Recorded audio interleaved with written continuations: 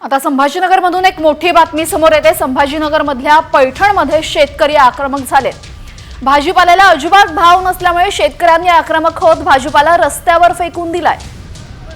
शेतकऱ्यांच्या उत्पादनाचा खर्चही निघेना आणि त्याचमुळे शेतकऱ्यांनी हा आक्रमक पवित्रा घेतलाय।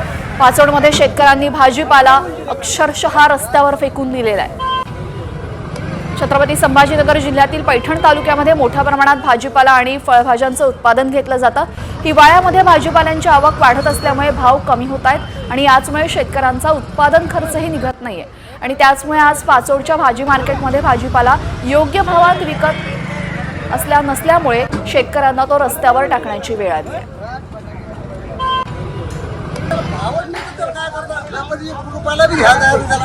अरे 50 लाख गुण म्हणलं तरी घेत नाही। मग त्याचं काय फायदा? अरे एक करोड औषध घ्यायचं म्हणलं तर त्या 300 रुपयाचा खर्च येतो। त्याला 1728 रुपयाला खर्चाची गुन्हे झाली आणि आमची मेहनत, आमचं पाणी, लाईट बिल हे सगळं आमचं आणायचा खर्च सुद्धा नाही झाली ना। मग शेती करून काय फायदा?